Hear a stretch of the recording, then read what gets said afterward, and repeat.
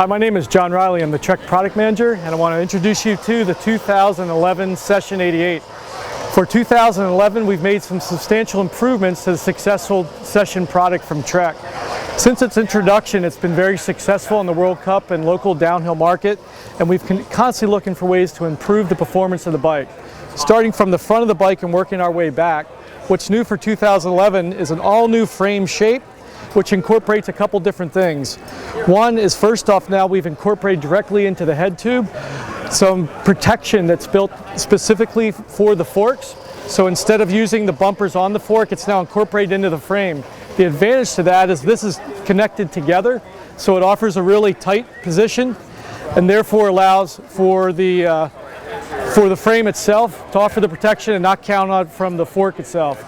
It also makes it so that you don't have to worry about the fork position of the bumpers.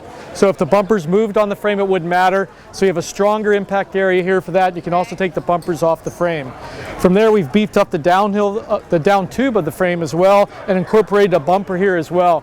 We wanted to make this area super beefy. We also did some testing in the wind tunnel and looked at areas we can improve the speed of the bike, and the aerofoil shape of the down tube, along with the new shape and the protection, make it a much more durable frame for day-to-day riding.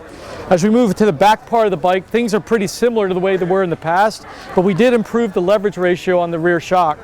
The leverage ratio on the rear shock allows us to work with Fox to dial the Fox shock in, specifically for our World Cup racers, specifically for Tracy Mosley in this case for this bike. As we move back in here, we go to the most important part of our bikes, which is the ABP, the active braking pivot. The active braking pivot allows you to be under full braking but still get a fully active suspension, specifically helpful for racing when you're going into stutter bump type situations. It's just the best system out there for a downhill style bike. All of this wrapped into a frame weight that's similar to the past with a lot more durability and a nice plusher new overall system. Head tube angles stayed the same around 64. Everything else has stayed the same as well. There's this model in the Session 88 and one model below it in the Session 8.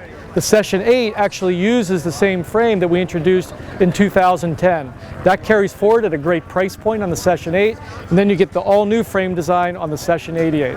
So the Session lineup for 2011.